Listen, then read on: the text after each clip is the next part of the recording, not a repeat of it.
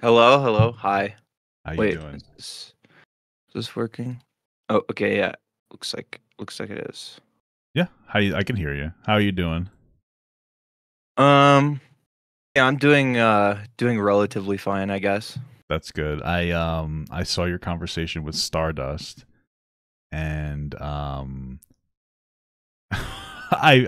I feel a little bad for you. I was wondering how you're doing.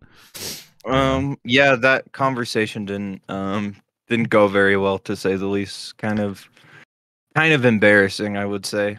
Yeah. For you or for her? Just from your perspective. No, no, no for me, for me. Yeah. I mean, how things work in these spaces, right, is whoever cries or whoever gets emotional loses. So, I suppose yeah, I so. lost. Well, it kind of leads me to ask a question like why how come you insert yourself into spaces you feel are very toxic?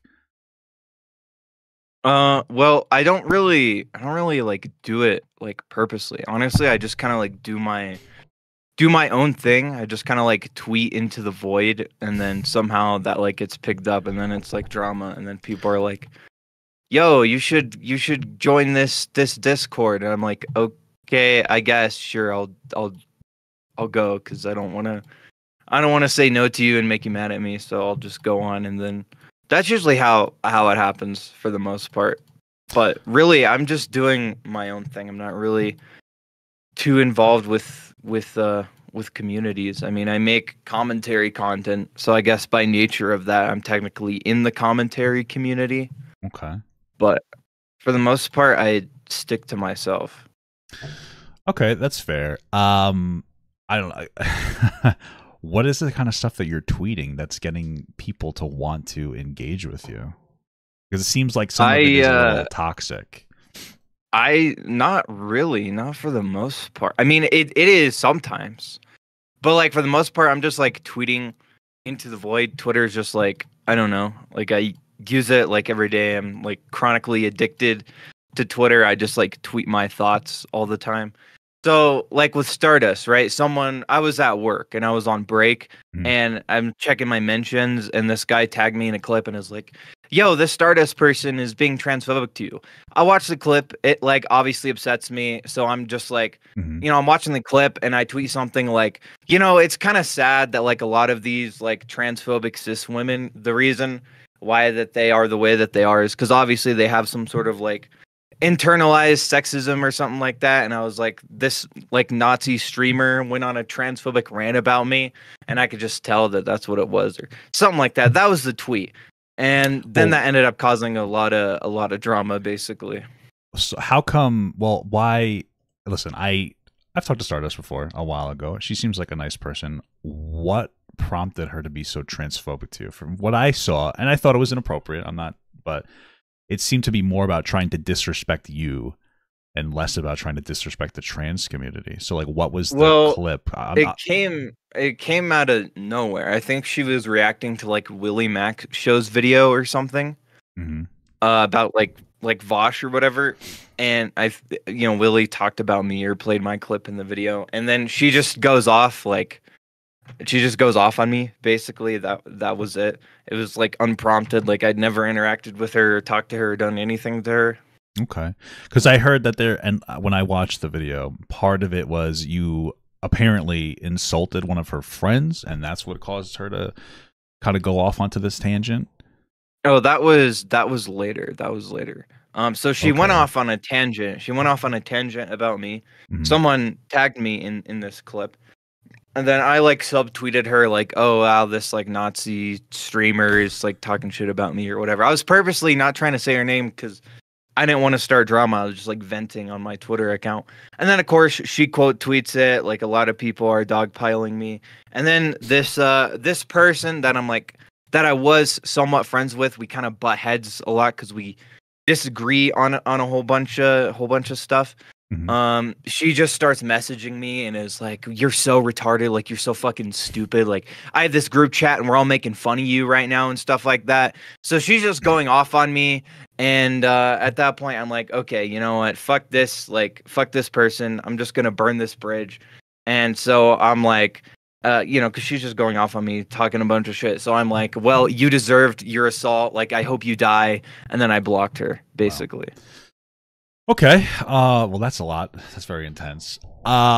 Jesus Christ. What was it, like a sexual assault, or they got hit or something? I mean, not that it changes too No, much, no, but no, no. She was like at a bar or something and got like assaulted by a guy, gotcha. basically. Okay. I keep hearing you say you're just tweeting into the void, but it kind of seems like this might be almost like routine, where you'll say something, somebody will hear it, they'll get offended by it, or they're drawn to it in some capacity, and then you get into this feedback loop of ending up on somebody's stream, talking to them, getting riled up, and then sometimes not acting, the best version of yourself, we'll say. Yeah, yeah. I mean, it's kind of like it's just kind of like a cycle that I can't really escape. It's like I'll be like depressed or like mentally ill or whatever, and so I'm just like tweeting because that's like one of my coping mechanisms. And then all of a sudden, it's like these people are attacking me, making me feel bad about myself. And then I get mad. So I'm like, well, you're making me feel bad about myself. So like, fuck you. Like, I'm going to say all this horrible stuff back to you too, since you're saying this horrible stuff to me. And then it's like, oh, and then like when the dust settles, I'm like, oh shit, what the fuck did I do? What I said, I didn't mean to say that. Like, I'm sorry. So it's like, there's like diagrams or whatever people have made of like the Jalyn cycle, where it's like I'll say something crazy and then get mad, double down, and then apologize, and then it's like that's basically what it is. Okay. Have you considered a way to break the cycle, the Jalyn cycle that people have coined it? Yeah, yeah. I mean, I've been trying. I've really been trying.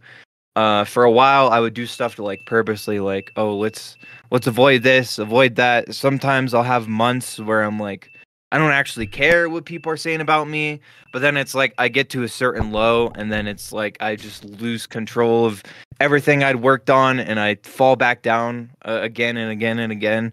Um, it's like I don't know. It's hard to manage because I don't really know like what the root of everything is. And last year in particular was a very traumatizing year for me because Mhm. let's just say I tried a psychedelic substance, and if you're like kind of mentally fucked in the head, I Okay. I don't recommend trying that because it fucked me up for like an entire year. Okay. Have you considered that Twitter might be the source of your problem?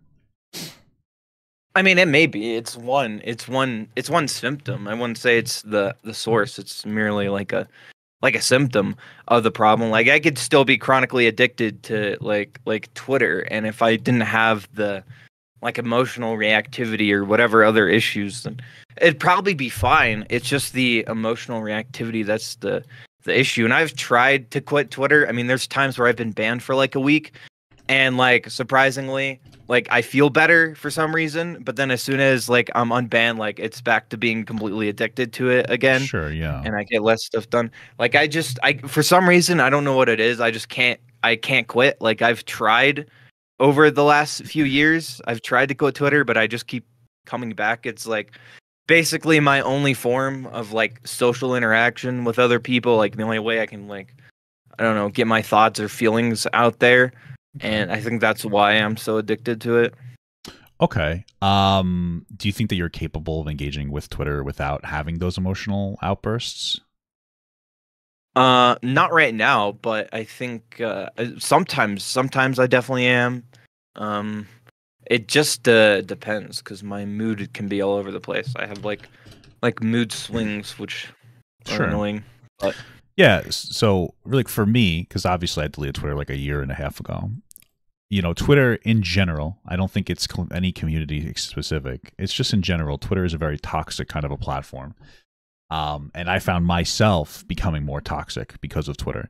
At the end of the day, I can sit here and blame as many other people as I'd like to for my less than stellar behavior.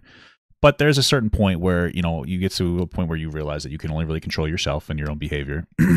So for the past year and a half, was me trying to better myself as a content creator. I restarted the channel. I tried to I had worked on my attitude. I was very full of myself. Some things still linger, but for the most part, I'm pretty happy with it.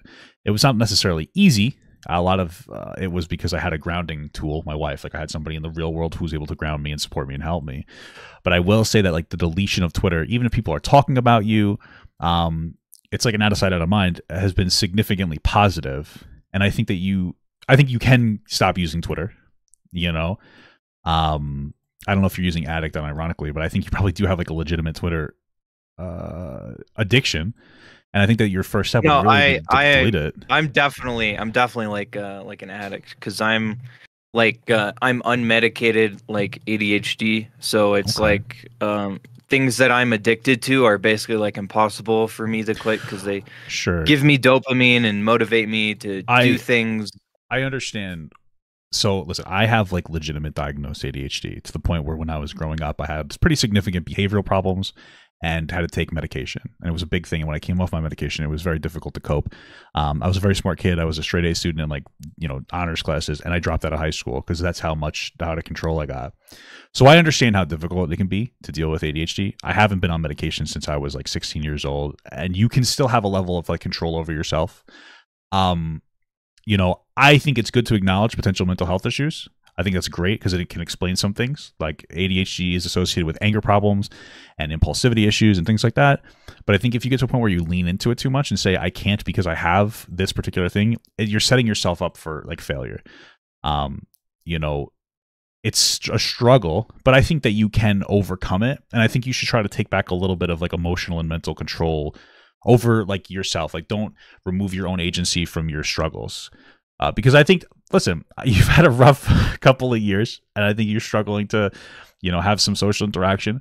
But I think if you kind of cleaned yourself up after a year or so, I really do think that you can get probably even to be a decently successful content creator. But the first step is hard. The problem I have is like I do take the first step constantly. Like Okay. I'll just get in this like mindset. I think this is a whole like meme where like at 3 a.m. you're like, oh, I'm gonna change my life. I'm gonna be better, right? Mhm. So I get to that point, and sometimes it'll last like sometimes it'll only last a day. Sometimes it'll last like a week. Sometimes a month. I mean, there was a point a couple years ago where it had lasted like 6 months where I was like really focusing on my health. I was taking like medication and I was doing all this stuff and doing all these things, but there's like always a point for some reason where it just all comes crashing down. I can't stick to this routine that I had.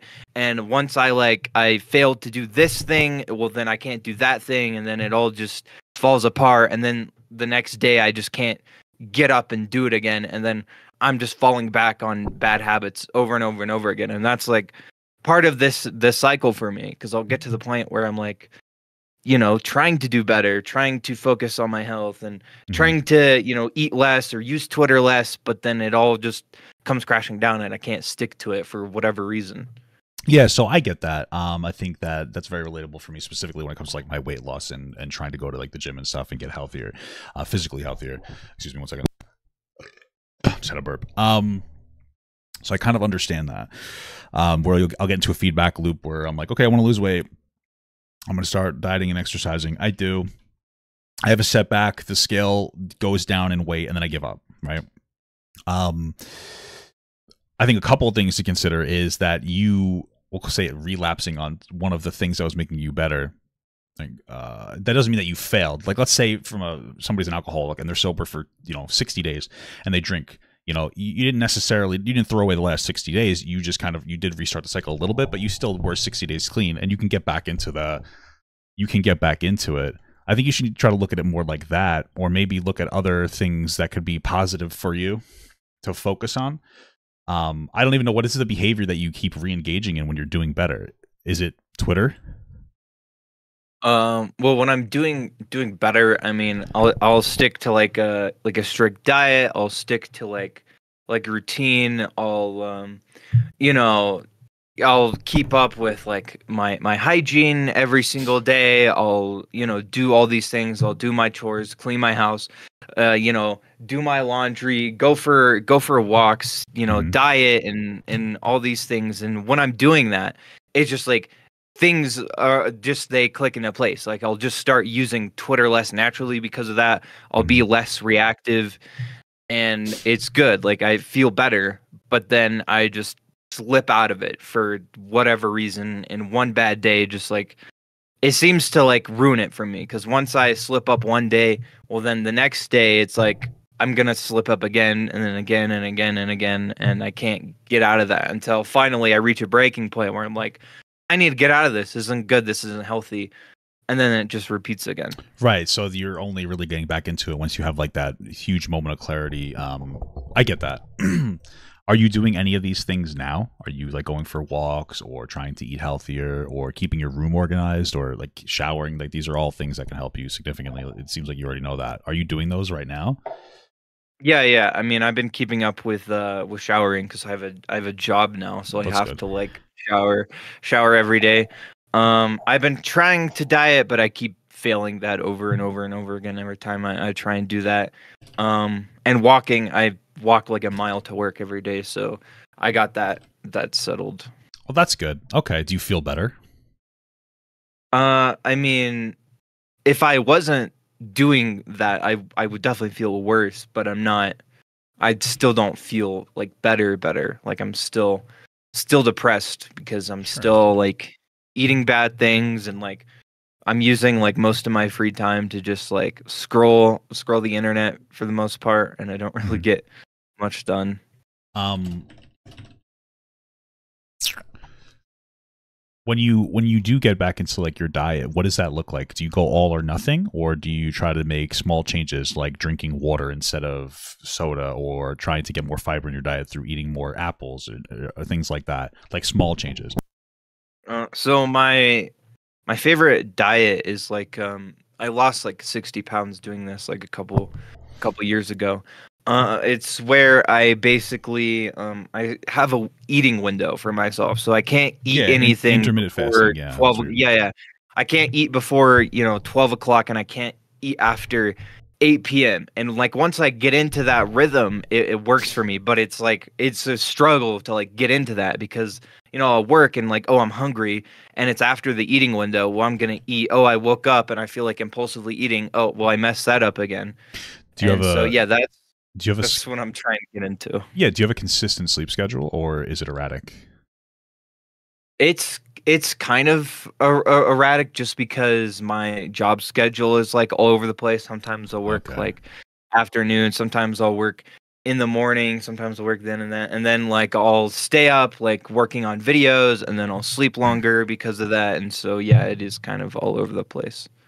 Okay. Have you made any friends at work or Um I mean, not really. I mean, I'm friendly with everyone at work, but not really friends, no. okay?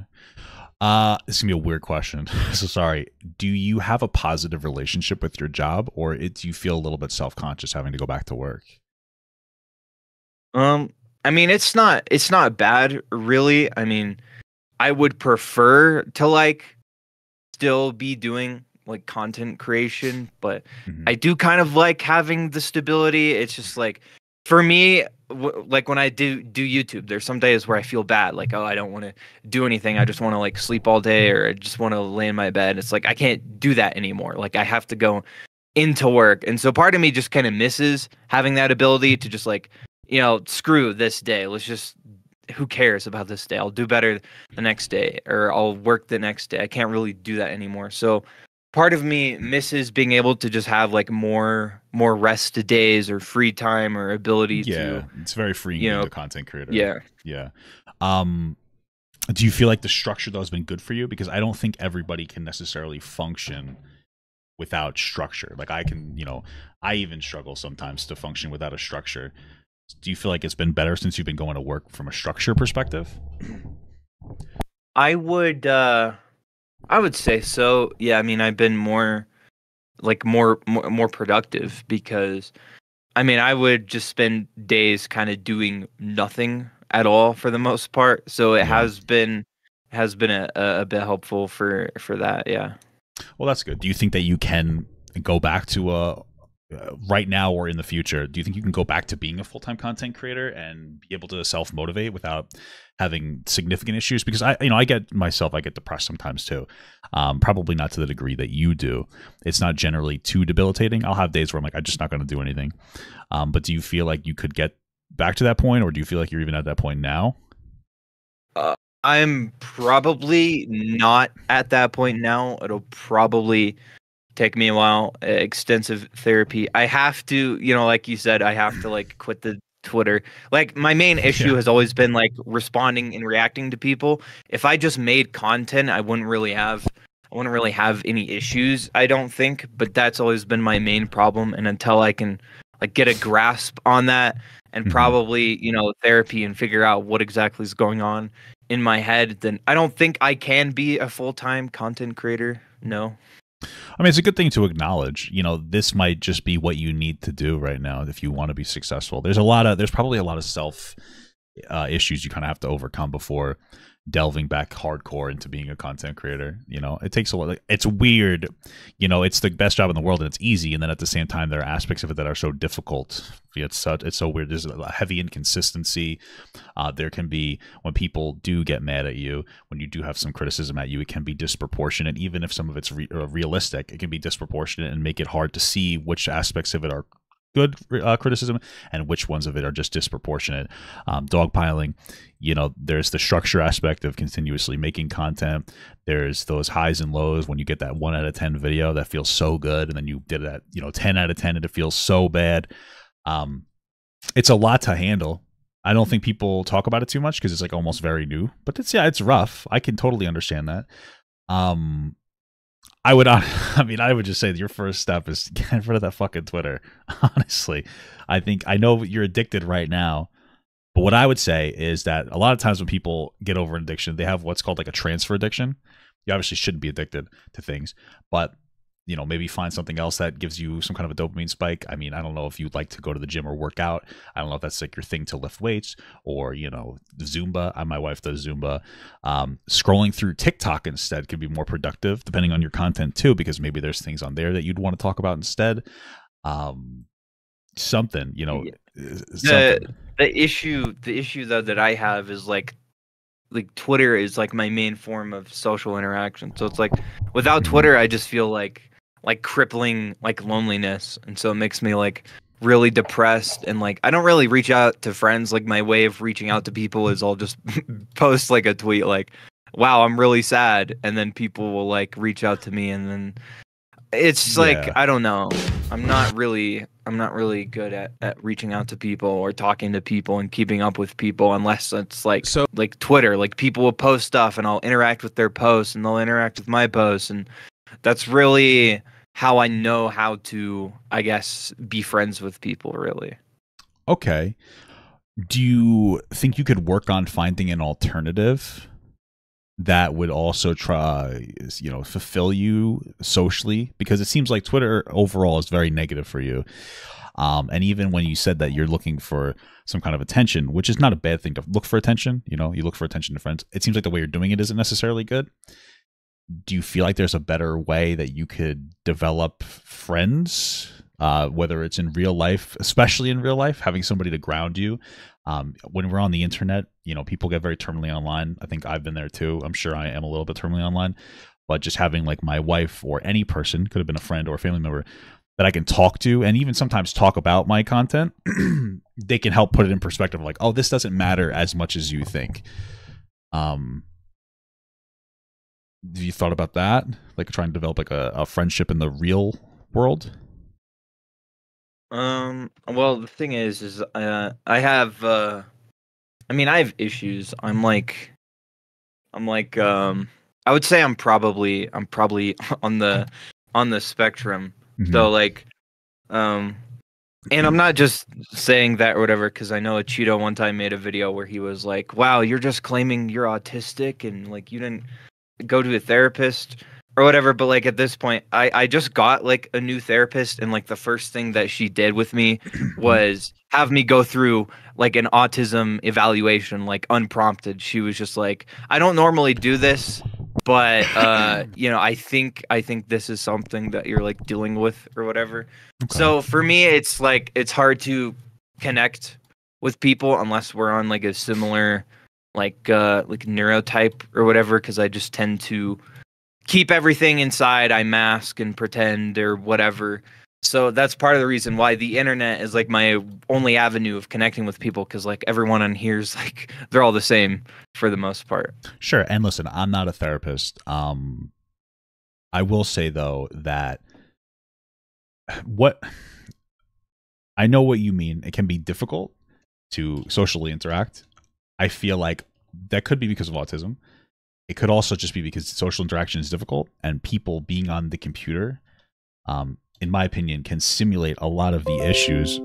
Can simulate a lot of the issues that, or a lot of the symptoms of like autism or ADHD. Like if you've ever read through those things, people who can't put their phones down. There's different symptoms of these things that, to me, are also going to manifest in people who are very big consumers of the internet, video games historically, and they just don't really learn to socialize. And so, even if you do have autism, do you feel like you're in a space where like you maybe the next step is to try to learn to socialize a little better, put yourself out there a little more?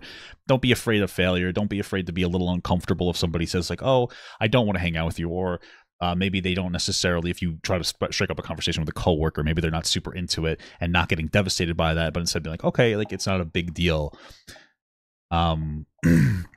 Do you feel like that might be, I just think that might be helpful, trying to overcome that? Because I have noticed when you talk about your issues, which might be very valid, like mental health struggle, that you lean onto it a little bit and you get a little defeatist about your perspective. You're like, well, I don't know if I could do this because I have this or I have this. And those things are definitely, they could be there, but I think that you could overcome them. I would try to get into that mental state. And there's, and if you can overcome them, which I think you can, after you do, I think it's something to be proud of. Yeah, I think it is something that I could potentially overcome, but it's gonna be like, I don't know, it's gonna take like a long time, and Sure, yeah. I don't know if I'll ever be like comfortable around people who like aren't on the same like wavelength, because I just naturally like I keep like most people at a distance, like Mhm. my family, like everyone like coworkers or whatever. I like just keep everything about me like hidden or whatever, and that's just kind of how I've always been around people until I like open up to someone and like trust them, and it's like, okay, we're on Yeah. the same wavelength, like you're not gonna hate me or whatever, so then I'll open up a bit. So it's hard for me to like find those people that I can just connect with inherently. Okay. Is there a reason that you don't open up to people, like your family? It's just the thing. I don't know if you trust your family. I don't know your relationship with them. I don't know your relationship with them and like your identity. I understand that's a factor as well. Have you ever tried to open up to them, or are you kind of waiting for them to start first because you feel some kind of inferiority? Just not really the I guess emotionally available type of Hmm. parents. I guess that's my relationship with my parents. And they'd be more like, if I was like, oh yeah, by the way, the stuff that like happened in my childhood, like this kind of fucked me up. They're the type of people to be like, oh well, I was struggling. Like, what do you mean this fucked you up? Like this happened when I was a kid, and I'm not complaining or whatever. Hmm. So it's like it's just kind of difficult. No, I get that. And I understand wanting to have like deep conversations with people, especially if there's issues there. But I don't even mean deep conversations. I mean, where you start a relationship isn't going to be the deep stuff, even with your parents or family members or whoever else it might be. It's going to be surface level stuff of just talking, how are you, keeping in small contact. Like that, I would say, is probably a good first step for whoever you decide to develop a relationship with. And sometimes you have to be the first one to kind of pull the trigger on that. Like for instance, for me, I have like a family that I just started interacting with more, maybe a couple of years ago, that I stayed away from for a while because I felt self-conscious. Not to get into the whole story, that like there wasn't really a relationship there. But when I decided to be more present, it was very instantaneous of like, oh, like they accept me as family. a lot of it was in my head. I'm not saying all of it's in your head, but a lot of it was in my head, and now we were able to build a relationship. I just needed to put myself out there. So I don't know your situation. You know it better than I do, of course, but that might be a frame of mind you might want to get yourself into. Yeah, I think that's hopefully something therapy will help me with. Mm-hmm. Yeah. Okay. Yeah, I just wanted to put it in your head. Hopefully some of it resonates.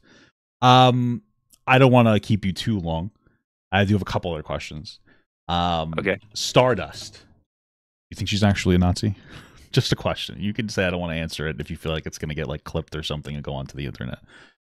I don't I don't know if she's a Nazi. I just kind of use that as like a buzzword. It was like, oh, this is Okay. someone I don't like, who's obviously like politically probably to my right.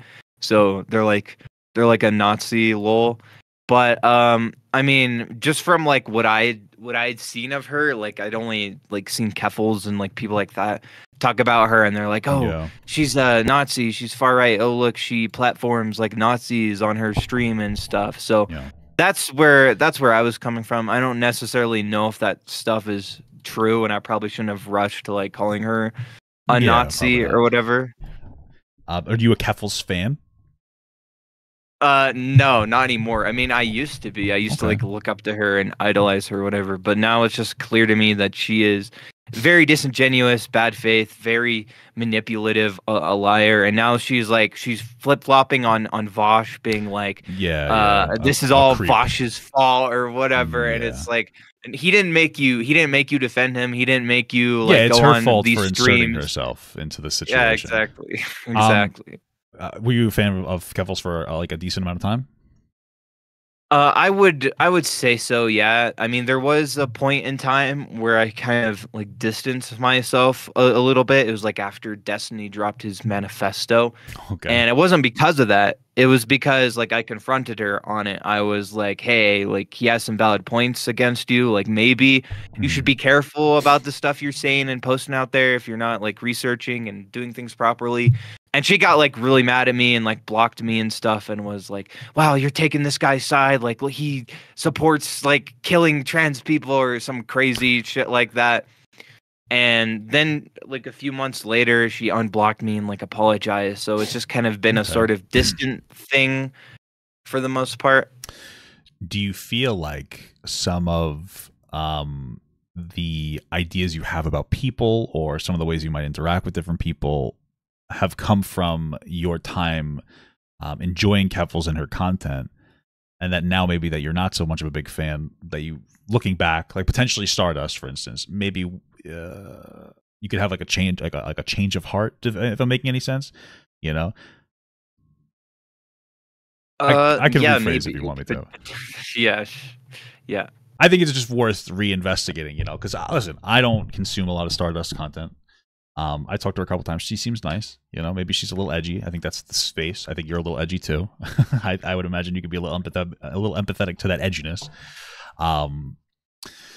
But I don't think she's a bad person. Keffels, I don't know if he's a bad person. Not a particular fan. There's something that rubs me the wrong way about her and the people she associates with. I would personally just recommend you stay away from her. Just for that. I guess. Yeah, Yeah.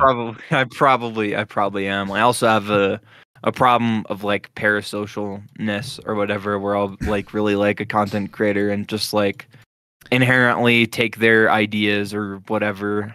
Yeah, I get that. It's good to be inspired. That's a good thing. But you don't want to get to a point where they idolize them, where you think they can do no wrong, because then it sets you up where if they do something wrong, it almost shatters that perspective of them, and I feel like it can make you act a little disproportionately negative towards them too. So it's something to try to keep in mind. You want to give a quick take on Vosh, or is that something you're staying out of? I know he just dropped his I response. Just so you know, he just dropped his I response. mean, I should probably stay out of it, but from what I've seen so Mhm. far, I mean, my kind of take on it, and a lot of people will be like, "Oh, you're defending Vosh, you're defending Lolicon or whatever," and I think Willie Yeah. Mack brought this up. Like, I had made tweets like disavowing lolicon in the past, Sure. and like I still stand by that. I think lolicon is like disgusting, and if you actively engage in that and like defend that and support that, you're probably a weirdo. Yeah, I think that And there's and something going on there. yeah. Sure, I agree. And you know, Vosh and his community have been like the strongest proponents of being against that type of stuff. Hmm. So for me, my take is like I don't know if Vosh was like intentionally downloading that stuff or looking at that stuff. It could have just been like he was scrolling Twitter and he was downloading stuff and didn't really pay attention. And I don't know if it's right to like just immediately jump to like, oh, this guy's a pedophile because he downloaded this, and I don't know if he knew what it was. Well, but that's I'm kind of waiting for his response. Well, he did to see if he actually has a good response to it. Yeah. Which I know he just dropped. Yeah, he did.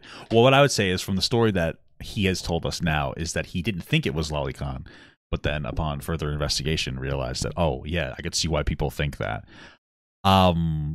Listen, here's the thing about Vosh. This is just my perspective. I'll give it to you on there. My overall perspective. The guy has a history of being very intentionally provocative for attention. When all those takes about CP and how you can, it's okay to consume CP because there's abuse that goes on when it comes to factories or getting chocolate or whatever. The basic take that we all know what people say he means, and he may very well mean this, is that, hey, there's abuse going on when it comes to, getting your chocolate. We should care more about that, just like we care about children getting like molested. I agree with the take. It's not a very spicy take. It's a very boring take. It's a good take, but because it's boring, I feel like Vosh decided to say, well, you know what? Ethically, you can consume child porn. Or, I'm paraphrasing him, for attention on Twitter. I think it's not good to idolize or gravitate towards people who are intentionally trying to be provocative for that attention. Vosh, he's above average intelligence. I don't think that he's much more intelligent than a lot of other people on the internet. The way that I don't think he has a very unique perspective. I think the way that he generates attention is by trying to be based and edgy, and I don't know if that's a good person to look up to or a good behavior for you to engage in either. And I think what a lot of people don't realize is like when he was doing those debates and like making those arguments, it was at a time where that was popular to do. Like Destiny had popularized the like debating in favor of bestiality and incest and being very just being very edgy about that type of stuff. Sure. And Vosh was a really big fan of Destiny, a very big Destiny viewer. So it seems like he was just taking that and trying to be edgy, trying to be out there, trying to do these like crazy debates and debating people on this and debating people on that. And this is stuff that people did in the commentary community too, where it's like, oh, Leafy is edgy, so like, yeah, let's all be edgy, let's all be like Leafy, let's all be like Keemstar or whatever. And I think that that's kind of what Vosh was doing. Okay. And I think people bringing up those clips to be like, oh, look, he supports CP. I don't think that that's actually what he was doing or he was arguing at all. I haven't seen the full debates, and I'm sure if you like watch the entire like hour, 30 hour, however long they are, the context would be pretty clear. But out of context, they do look really, really bad. I do, yeah. I think that especially with the lolicon, which he seems to be verified that he has in a to be sorted folder, which suggests that he has a folder that is full of lolicon. I don't think that's an unreasonable thing. I think that's why people are looking back at it through a different lens. At the very least, I don't know what you've been saying about Vosh on Twitter. I don't think it's bad to say, hey, I like this guy. I don't think he's a bad guy, but this stuff is certainly concerning. That is no problem with that. I have noticed some people that are taking it a step further and going insane. Keffels was one of them. I would recommend staying out of that because I think you should understand why people are getting so uncomfortable because we're talking about children, potentially getting harmed. And I could see why, even if Vosh wasn't trying to signal that CP is okay, I could see why actual pedophiles might like those talking points and have gravitated to the community, right? It's not just about what you're saying. Vosh he's very against pedophiles. Okay, and everybody is. Yeah. You know what I mean? Even pedophiles are going to say that. I'm just saying it's something to think about. I haven't watched him in a while. You could be 100% right. I'm just saying, in your defense of him, don't shatter yourself just to defend Vosh. It's probably not going to be beneficial to you. I kind of dipped out after the like first couple of days, and I'm just kind of hanging back, waiting for what he has to say for himself because admittedly, the whole, oh, I just thought that they were like goblins, like short stack goblins. That's a little Like that's bizarre to me. not a very, Yeah. yeah, that's not a very good defense. I think so too, and I don't think it was good for him to go like victim mode and say, "Ichiru, we're friends. Why didn't you approach me privately?" I think that like these are things that he could move on from. It's weird. I don't know that he's a pedophile because he's looking at Lolicon. I think it's certainly fucking weird though. I don't know what it is. I haven't really explored the morality of or the comparison between Lolicon and actual child porn. Last question though is that like what are you doing content wise? Like what are your plans for the future? Do you have any plans for the future? Well, content wise, I'm currently like I'm just making stuff on my live channel. I guess kind of similar to what you do a bit. I've been like clipping live streams, reacting to stuff live. I'll probably do one on this Vosh response. Okay. And that's kind of been what I've been focusing on, is just like growing a new channel and focusing on more content that's kind of personality based a little bit. That's not just like, so guys, Dream got canceled again for the 100th time. And, Right, yeah. I want to move away from like that type of stuff and actually build like a community and fan base that actually likes my content and isn't just there to like hear about the latest Dream drama or whatever. Yeah, I think that's a good thing. I would recommend, like, if you're gonna do it, I would go for some consistency. I would try to get yourself like a video out every day. Give yourself a little bit of structure. Try to stay away from the argumentative Twitter stuff. I would honestly say delete Twitter if you could. Trying to get into that spot, and then experimenting and not just doing drama is a good thing too. I have myself on like a 2 video a day release schedule for the most part, unless I do a really long video. And if you look through my stuff, like I'm obviously talking about the hot topics. I talked about Vosh. I'm still going to after we have this conversation. I'm going to do the next video. I've talked to like Mama Max. I milked it a little bit. I think we, you know what I mean. I'm not. It is what it is. But then if you look through it, there's also a few other things that I have this self expectation of 2 that I do. They're not as popular, but I try to also talk about those because I think it's good to experiment a little bit and not get locked into a sphere where you're going to only talk about one thing. It's good to keep your brain open a little bit, talk about stuff that's a little different, maybe stuff that's not necessarily just controversy related, see what your audience likes. If they don't like it, that's feedback that not to necessarily do that in the future. It's not a bad thing if you get that 10 out of 10 video. It gives you feedback of what your people like to see. So I would keep that in mind as something to potentially do as well. Don't get completely locked into this one thing. How old are you? I just turned 22. Okay, yeah, you're still young. You're probably, you're going to mature. Your content's going to mature. What you're going to want to interact with is going to mature, and you want to make sure you introduce these things piece by piece to people, so that when you do make a shift, and it's not going to be quick, it's going to be a slow shift. People, it won't be crazy to them.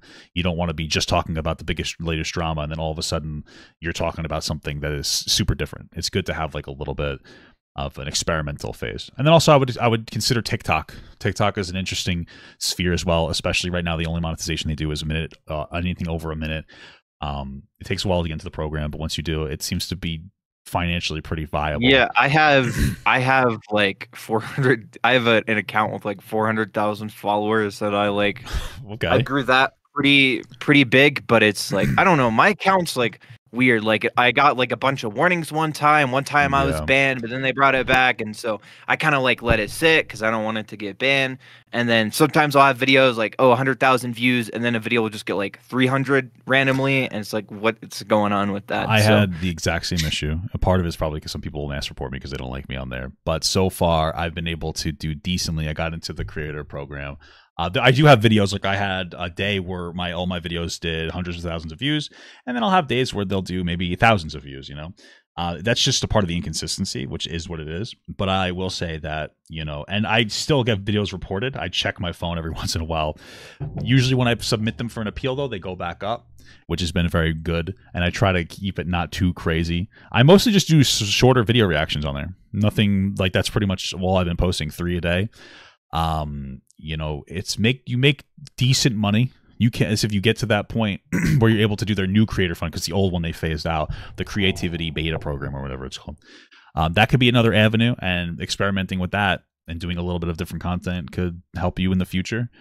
And I would recommend that, or considering it. It doesn't have to be perfect. You know what I mean? Like, it's all a journey. When I decided to get back into TikTok, which like 3 or 4 months ago, I wasn't I didn't exactly know what I wanted to do, but sometimes just doing it and getting feedback can be a very positive experience for like the failures can be very beneficial to getting feedback.